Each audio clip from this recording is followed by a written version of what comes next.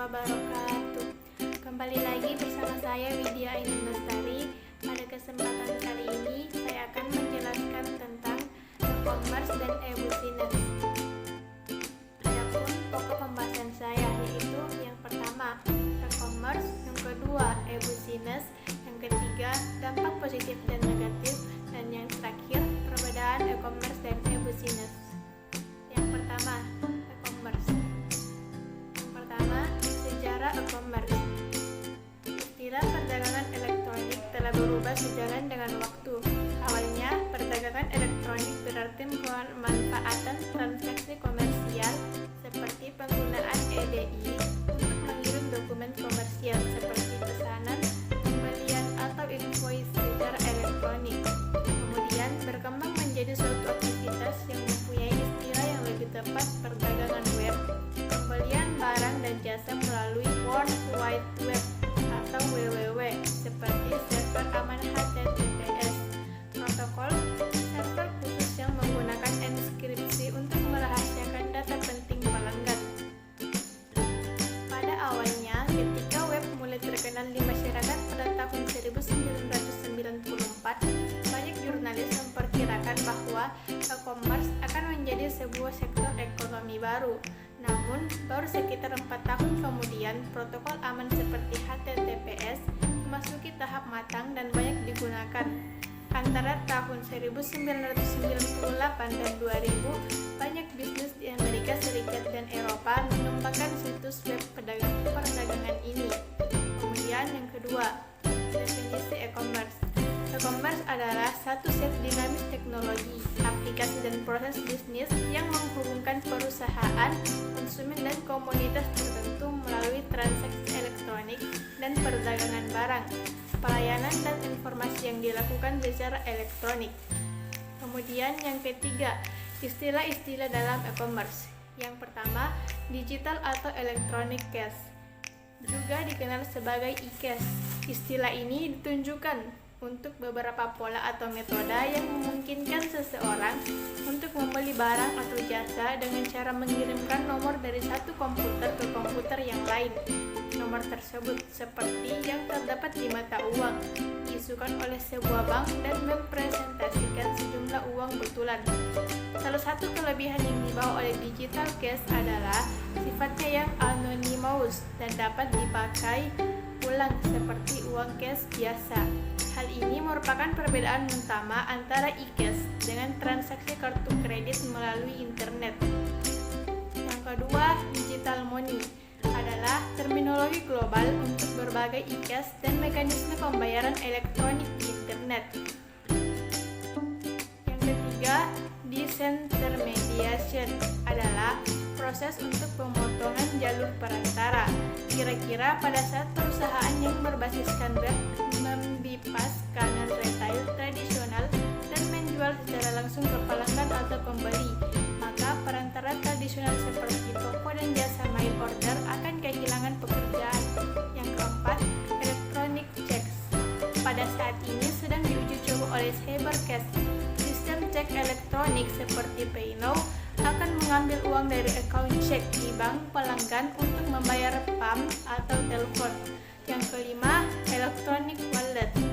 Pola pembayaran seperti Cybercash Internet Wallet akan menyimpan nomor kartu kredit Anda di hard disk Anda dalam bentuk terenkripsi yang aman.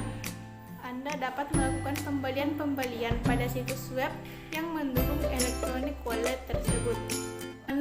Kemudian yang keenam, extranet adalah sebuah kelanjutan dari intranet perusahaan yang mengkaitkan jaringan internal satu perusahaan dengan jaringan internal supplier mereka maupun pelanggan mereka. Dengan cara itu, sangat mungkin untuk mengembangkan aplikasi e-commerce yang memungkinkan menyambungkan semua aspek bisnis dari proses pemesanan hingga pembayaran. Yang ketujuh, micropayment adalah transaksi dalam jumlah kecil antara beberapa ratus rupiah hingga puluhan ribu rupiah. Misalnya, untuk mengambil atau mengakses grafik, game maupun informasi. Yang keempat, ruang lingkup e-commerce. Yang pertama, teknologi. Kontributor terbesar yang memungkinkan terjadinya e-commerce adalah teknologi informasi. Dalam hal ini, perkembangan pesat teknologi komputer dan telekomunikasi. Tidak dapat dipungkiri bahwa arena jual beli di dunia maya tersebut karena terhubungnya berjuta-juta komputer ke dalam sebuah jaringan raksasa. Dari sisi ini, e-commerce dapat dipandang sebagai sebuah prosedur atau mekanisme perdagangan internet di mana pembeli dan penjual dipertemukan di sebuah dunia maya yang terdiri dari sekian banyak komputer. Yang kedua, marketing dan new consumer process. Dari segi pemasaran, e-commerce sering dilihat sebagai sebuah kanal atau cara baru untuk berhubungan dengan pelanggan.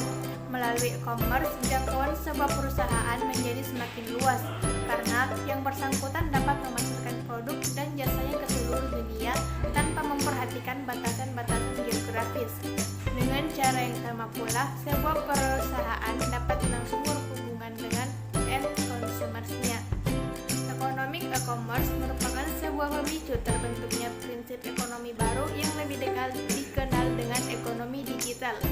Di dalam konsep ekonomi ini, semua sumber daya yang dapat didigitalisasikan menjadi tak terbatas jumlahnya dan berpotensi menjadi public goods yang dapat dimiliki oleh siapa saja dengan bebas. Kemudian, yang ketiga, electronic linkage. Di suatu sisi yang lain, banyak yang melihat e-commerce sebagai sebuah mekanisme hubungan secara elektronis antara satu entiti dengan entiti lainnya. Dengan adanya e-commerce, maka dua buah divisi dapat bekerja sama secara efisien melalui pertukaran data elektronis. Demikian juga antara dua buah kelompok berbeda, seperti misalnya antara kantor pemerintah dengan masyarakatnya, atau mungkin antara pelanggan dengan perusahaan-perusahaan tertentu. Yang keempat, service infrastruktur. Konsep e-commerce ternyata tidak hanya membuahkan mekanisme transaksi jual beli semata, namun ternyata banyak sekali jasa-jasa baru yang diperlukan sebagai sarana pendukung aktivitas jual beli produk tersebut. Katakanlah jasa dari institusi keuangan untuk menawarkan cara pembayaran secara elektronik, jasa dari vendor aplikasi yang menawarkan cara melakukan transaksi secara aman, dan lain-lain. Kemudian yang kelima, legal, privasi, dan public policy. Sisi terakhir dalam melihat e-commerce adalah mencoba memandangnya dari unsur-unsur semacam hukum, peraturan, kebijakan, proses dan prosedur yang diberlakukan. Secara tidak langsung terlihat bahwa interaksi perdagangan elektronik yang telah mengikis batas-batas ruang dan waktu mau tidak mau mendatangkan tantangan baru bagi pemerintah dan masyarakat dalam mencoba membuat regulasi tertentu agar dari satu pihak terbentuk lingkungan bisnis yang kondusif, sementara di pihak lain hak-hak individu maupun masyarakat dapat terjaga dengan baik. Yang kelima, hambatan e-commerce. Yang pertama, penipuan dengan cara pencurian identitas dan membohongi pelanggan, dan yang kedua, hukum yang kurang berkembang dalam bidang e-commerce ini. Yang keenam, kemampuan e-commerce. Yang pertama, otomatisasi. Proses otomatisasi yang menggantikan proses manual. Yang kedua, integrasi. Proses yang terintegrasi yang akan meningkatkan efisiensi dan efektivitas proses. Yang ketiga, publikasi. Memberikan jasa promosi dan komunikasi atas produk dan jasa yang dipasarkan secara elektronik. Yang keempat, interaksi. Pertukaran data atau informasi antar berbagai pihak yang akan meminimalkan human error. Yang kelima, transaksi. Kesepakatan antara dua pihak untuk melakukan transaksi yang melibatkan institusi lainnya sebagai pihak yang menangani pembayaran. Yang ketujuh, faktor kunci sukses dalam e-commerce. Yang pertama, dalam banyak kasus, sebuah perusahaan e-commerce bisa bertahan tidak hanya mengandalkan kekuatan produk saja, tapi dengan adanya tim manajemen yang handal, pengiriman yang tepat waktu, pelayanan yang bagus, struktur organisasi bisnis yang baik, jaringan infrastruktur dan keamanan, desain situs web yang bagus. Ada beberapa faktor yang dapat menjadi kunci kesuksesan dalam sebuah e-commerce. Yang pertama, menyediakan harga kompetitif kedua, menyediakan jasa pembelian yang tanggap, cepat, dan ramah. Yang ketiga, menyediakan informasi barang dan jasa yang lengkap dan jelas. Yang keempat, menyediakan banyak bonus seperti kupon, penawaran istimewa, dan diskon. Yang kelima, memberikan perhatian khusus seperti usulan pembelian. Yang keenam, menyediakan rasa komunitas untuk berdiskusi, masukan dari pelanggan, dan lain-lain. Dan yang terakhir, mempermudah kegiatan perdagangan.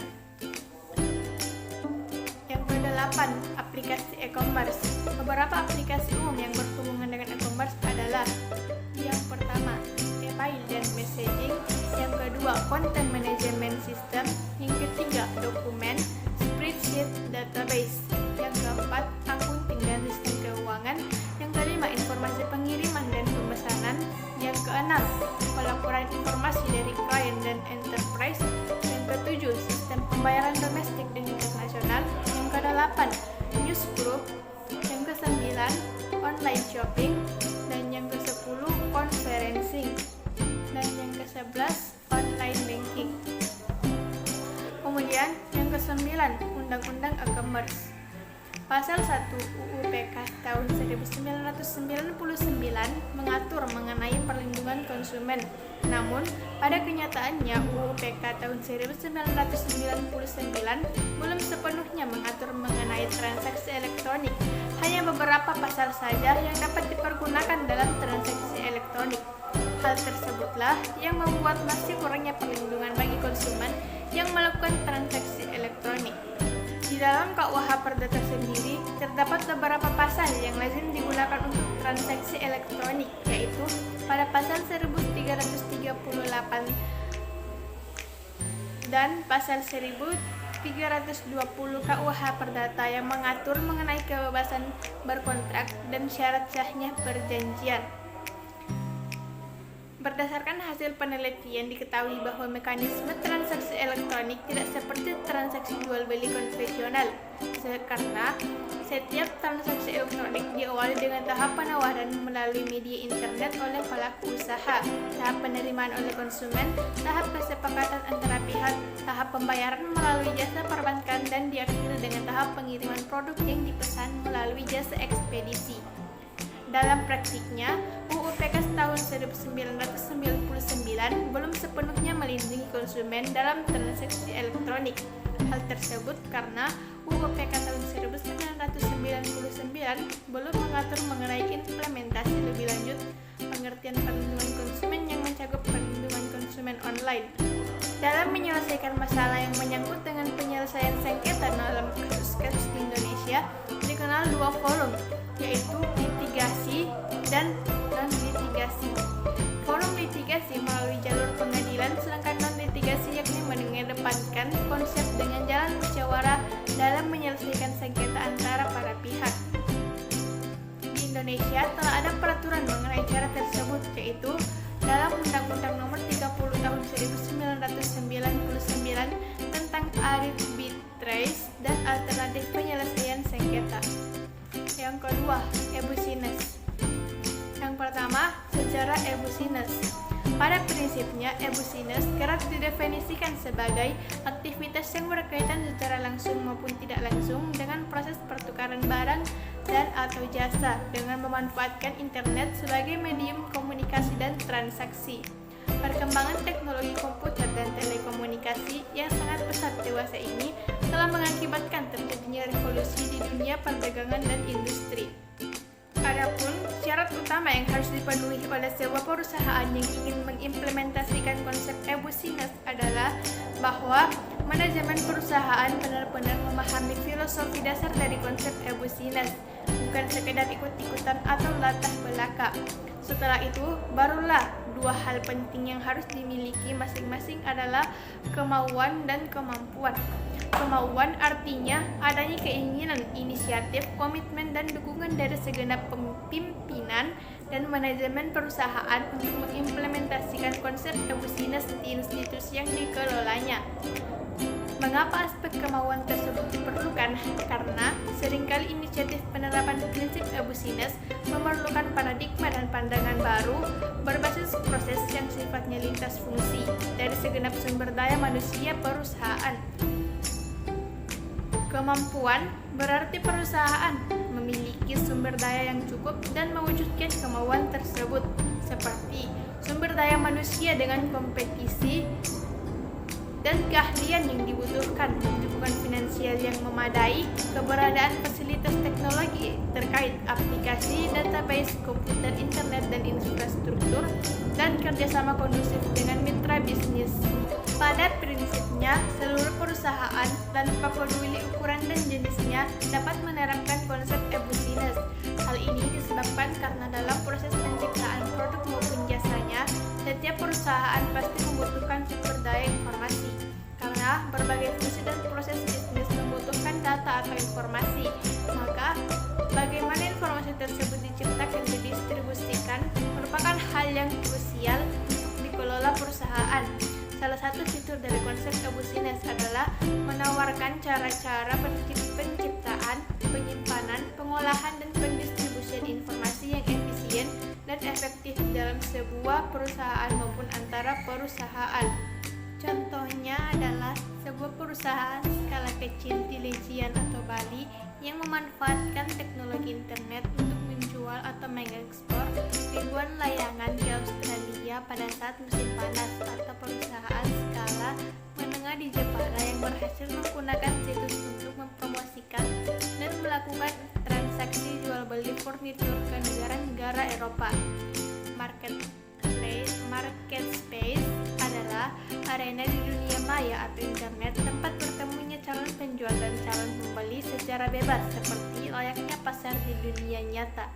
Contohnya di Indonesia adalah bertemunya calon pembeli dan calon penjual saham di bursa virtual, misalnya melalui aplikasi remote trading, sehingga yang bersangkutan tidak perlu harus bertemu dan bertatap muka di lantai bursa, atau bertemunya calon pembeli dan calon penjual berbagai barang dengan menggunakan metode lelang atau auction di internet. Kemudian yang kedua, definisi e-business. E-business adalah kegiatan bisnis yang dilakukan secara otomatis dan semi-otomatis dengan menggunakan sistem informasi komputer. Istilah yang pertama kali diperkenalkan oleh Lou Gerstner oleh seorang CEO perusahaan IBM ini sekarang merupakan bentuk kegiatan bisnis yang dilakukan dengan menggunakan teknologi internet. E-business memungkinkan suatu perusahaan untuk berhubungan dengan sistem pemrosesan data internal dan eksternal mereka secara lebih efisien dan fleksibel. E-business juga dapat dipakai untuk perhubungan dengan supplier dan mitra bisnis perusahaan, serta memenuhi permintaan dan melayani kepuasan pelanggan secara lebih baik. Dalam penggunaan sehari-hari, e-business tidak hanya menyangkut e-dagang atau perdagangan elektronik atau e-commerce saja. Dalam hal ini, e-dagang lebih merupakan subbagian dari e-business. Sementara e-business meliputi segala macam fungsi dan kegiatan bisnis menggunakan data elektronik, termasuk pemasaran internet. Sementara itu, e-business berkaitan secara menyeluruh dengan proses bisnis termasuk value chain, pembelian secara elektronik, manajemen rantai supply, pemrosesan order elektronik, penanganan dan pelayanan kepada pelanggan, dan kerjasama dengan mitra bisnis. E-business memberi kemungkinan untuk pertukaran data di antara satu perusahaan dengan perusahaan lain, baik lewat web, internet, intranet, extranet, atau kombinasi di antaranya. Yang ketiga, manfaat e-business. Yang pertama, pasar global internet tidak mengenal batas, baik budaya maupun wilayah. Yang kedua, mobilitas. Selama Anda memiliki koneksi internet, Anda dapat mengoperasikan bisnis Anda dimanapun. Yang ketiga, fleksibel. Tidak ada yang peduli jika Anda bergabung tengah malam untuk bekerja dan tidur di esok harinya. Yang keempat, modal kecil bukan tanpa modal, tetapi dengan menggunakan media internet, maka modal yang digunakan jika dibandingkan dengan bisnis offline jauh lebih kecil. Yang kelima, daya ungkit teknologi dalam MLM atau network marketing menggunakan konsel daya ungkit untuk orang lain. Yang keenam, minim biaya rutin. Tidak banyak biaya rutin yang harus Anda keluarkan untuk biaya bisnis online. Biasanya hanya sekedar untuk biaya sewa hosting dan biaya domain yang biaya per tahun biasanya tidak sampai Rp500.000. Dan yang terakhir, kewirausahaan. Anda adalah seorang bos, semua keputusan ada di tangan Anda. Yang keempat, ukuran keberhasilan e-business. Jika bisnis bertujuan untuk mencapai apa yang dalam teori disebut sebagai wealth maximization, dan di dalam praktik sehari-hari wealth sharing diasosiasikan dengan profit atau keuntungan usaha, maka secara jelas e-business harus dapat paling tidak melakukan kedua hal di bawah ini, yaitu yang pertama, seberapa tinggi potensi penambahan revenue atau pendapatan perusahaan baik secara langsung maupun tidak langsung yang didapat pada saat konsep e-business diimplementasikan, dan yang kedua, seberapa tinggi potensi pengurangan cost atau biaya yang dapat dilakukan baik secara langsung maupun tidak langsung yang didapat pada saat konsep e-business diterapkan. Kedua hal tersebut adalah minimum yang harus dideliver oleh e-business kepada perusahaan agar dapat secara nyata meningkatkan tingkat profitabilitasnya. Dalam bukunya The Effective Measurements of IT Cost and Benefit Analysis Arthur Money dan Remini memberikan 16 kriteria yang harus diukur di dalam perusahaan untuk menentukan apakah konsep e-business yang diterapkan lebih baik dibandingkan dengan kondisi pada saat e-business belum diimplementasikan. Secara ringkas, ke-16 kriteria tersebut adalah sebagai berikut. Yang pertama, kemampuan sistem dalam mengurangi biaya. Yang kedua, kemampuan sistem memindahkan biaya. Yang ketiga, kemampuan sistem menghindarkan biaya. Yang keempat, kemampuan sistem menyediakan peluang pertumbuhan pendapatan. Yang kelima, kemampuan sistem menyediakan peningkatan informasi manajemen. Yang keenam, kemampuan sistem meningkatkan produktivitas staf. Yang ketujuh, kemampuan sistem menyediakan kapasitas untuk meningkatkan volume. Yang kedelapan, kemampuan sistem untuk mengurangi error. Yang kesembilan, kemampuan sistem menyediakan keuntungan kompetitif. Yang selanjutnya, kemampuan sistem menyetarakan dengan persaingan. Selanjutnya, kemampuan sistem menyediakan peningkatan kontrol manajemen. Kemampuan sistem meningkatkan produktivitas manajemen. Kemampuan sistem menyediakan peningkatan moral karyawan. Kemampuan sistem menyediakan peningkatan image perusahaan. Kemampuan sistem menyediakan peningkatan layanan nasabah. Kemampuan sistem meningkatkan hubungan dengan klien. Yang kelima, aplikasi e-business. Di dalam menerapkan konsep e-business, peranan aplikasi sangatlah penting dan krusial. Sehubungan dengan hal tersebut, memiliki arsitek aplikasi e-business yang handal akan sangat menentukan kinerja perusahaan dalam menghasilkan produk dan jasa yang dapat memuaskan pelanggan. Contohnya adalah aplikasi keuangan, aplikasi pemasaran, aplikasi sumber daya manusia, aplikasi pengadaan, aplikasi manufaktur, dan lain-lain. Dilihat dari segi kecepatan, arsitektur semacam ini jelas lebih baik dibandingkan dengan sekuensial, karena data informasi yang dibutuhkan tidak harus berjalan melalui beberapa titik aplikasi, melainkan langsung diambil dari sebuah titik. Konsep sinkronisasi juga menawarkan tingkat reliabilitas yang tinggi, karena data atau informasi yang dibutuhkan berasal dari satu sumber yang telah dikoordinasikan dengan data dari berbagai aplikasi di tiap-tiap unit. Konsep sinkronisasi ini cukup baik dipergunakan untuk keperluan internal perusahaan yang ingin mulai menerapkan konsep e-business sederhana sesuai dengan evolusi berikutnya dari pengembangan e-business. Biasanya perusahaan akan berkembang dan ingin menghubungkan sistem internalnya dengan sistem aplikasi mitra bisnis. Yang pertama, Enterprise Resource Planning. Sistem informasi pendukung yang menyediakan berbagai macam kebutuhan perusahaan seperti supply chain, CRM, marketing, warehouse, shipping, dan payment, serta mampu melakukan otomatisasi proses bisnis. Yang kedua, CRM atau Customer Relationship Management, sistem kustomisasi real time yang memanajemen customer dan melakukan personalisasi produk dan service berdasarkan keinginan customer. Yang ketiga, EAI atau Enterprise Application Integration, merupakan konsep integrasi berbagai proses bisnis dengan memperbolehkan mereka saling bertukar data berbasis message.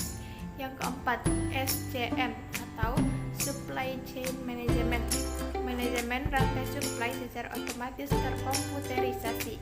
Yang keenam, arsitektur e-business. Menentukan desain e-business dengan aplikasi yang terintegrasi perusahaan adalah mengharapkan e-business menuju peningkatan penghasilan, membuat menjadi kompetitif ke arah yang berbeda, dan didukung bisnis praktis yang inovatif. Arsitektur e-business adalah gambaran terpusat bentuk baru dalam hal fungsi proses.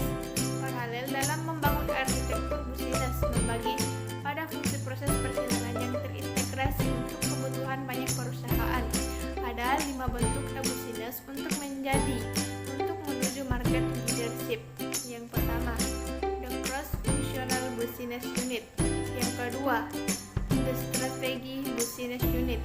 Yang ketiga, the integrated enterprise. Yang keempat, the extended enterprise.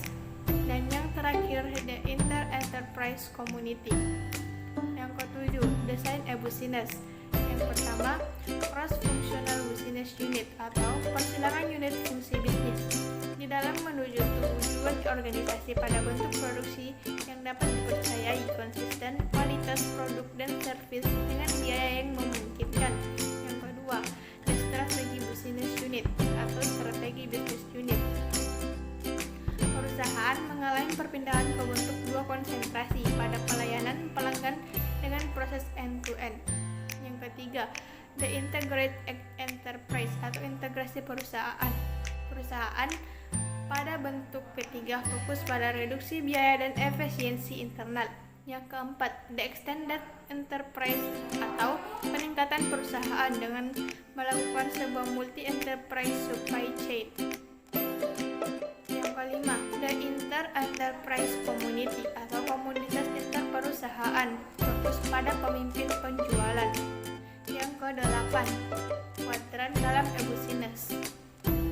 E-business bukan lagi merupakan jual beli melalui jaringan internet, namun merupakan proses bisnis perusahaan yang dilakukan melalui jaringan internet. Internet bukan hanya lagi merupakan display toko atau katalog online, namun juga digunakan sebagai pemrosesan transaksi backlog, procurement, serta customer relationship. Dalam e-business bukan hanya pembelian dan penjualan barang dan jasa saja, tetapi juga melayani pelanggan, berkolaborasi dengan mitra bisnis, mengadakan e-learning, dan melakukan transaksi elektronik di dalam suatu organisasi. Ada 9 kuadran yang merupakan segmentasi pasar dari e-business, antara lain: yang pertama C2C, yang kedua C2B, yang ketiga C2G, yang keempat B2B, yang kelima B2C, yang keenam B2G, yang ketujuh G2G, yang kedelapan G2B, dan yang kesembilan G2C. Kemudian yang kesembilan, faktor-faktor penyebab kegagalan e-business. Yang pertama, tidak ada komitmen yang utuh dari manajemen. Yang kedua, penerapan bisnis tidak diikuti proses change management. Yang ketiga, tidak profesionalnya vendor teknologi informasi yang menjadi mitra bisnis. Yang keempat, buruknya infrastruktur komunikasi. Yang kelima, tidak selarasnya strategi TI dengan strategi perusahaan. Yang keenam, adanya masalah keamanan dalam bertransaksi. Yang ketujuh, kurangnya dukungan finansial. Yang kedelapan, belum adanya peraturan yang mendukung dan melindungi pihak-pihak yang bertransaksi. Dan yang terakhir, menggunakan target jangka pendek sebagai pijakan investasi e-business. Kemudian yang ketiga, dampak positif dan negatif. Yang pertama, dampak positif e-commerce dan e-business. Yang pertama, revenue stream atau aliran pendapat baru yang mungkin lebih menjanjikan, yang tidak bisa ditemui di sistem transaksi tradisional. Yang kedua, dapat meningkatkan market exposure atau pangsa pasar. Yang ketiga, menurunkan biaya operasional atau operating cost. Yang keempat, melebarkan jangkauan atau global reach. Yang kelima, meningkatkan customer loyalty. Yang keenam, meningkatkan supplier management. Yang ketujuh, memperpendek waktu produksi. Dan yang terakhir, meningkatkan value chain atau mata rantai pendapatan. Yang kedua, dampak negatif e-commerce dan e-business. Yang pertama, kehilangan segi finansial secara langsung karena kecurangan. Yang kedua, kedua, pencurian informasi rahasia yang berharga. Yang ketiga, kehilangan kesempatan bisnis karena gangguan pelayanan. Yang keempat, penggunaan akses ke sumber oleh pihak yang tidak berhak.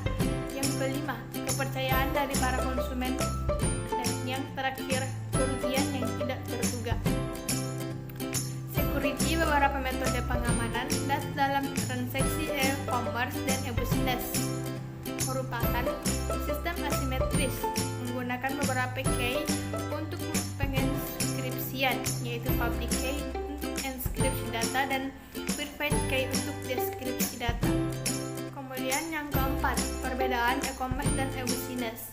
Electronic business atau e-business adalah suatu proses bisnis yang berhubungan dengan sistem informasi. Metode e-business memungkinkan perusahaan untuk berhubungan dan mengakses data internal dan eksternal dengan proses yang lebih efisien dan fleksibel, agar berhubungan lebih erat dengan pemasok dan mitra usaha, dan untuk lebih memuaskan keinginan dan harapan pelanggan.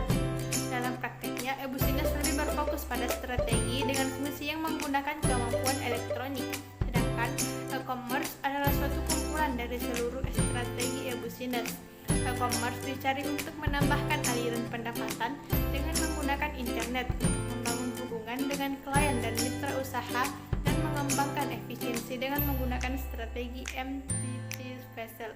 E-business melibatkan seluruh rantai nilai dalam proses bisnis, pembelian elektronik dan manajemen rantai pasokan, memproses pesanan secara elektronik, mengatur pelayanan pelanggan dan bekerja sama dengan mitra usaha. Standar teknis khusus untuk e-business adalah memfasilitasi adanya pertukaran data antara perusahaan yang satu dengan perusahaan yang lain. Solusi software e-business memungkinkan integrasi antara intra dan inter proses bisnis perusahaan. E-business dapat diatur melalui internet, intranet, dan atau extranet. Demikianlah apa yang dapat saya sampaikan. Semoga apa yang saya sampaikan ini bisa bermanfaat untuk kita semua dan menjadi tambahan ilmu untuk kita.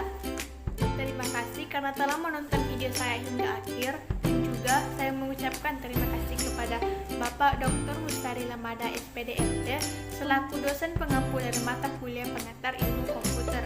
Sekian dan terima kasih. Assalamualaikum warahmatullahi wabarakatuh.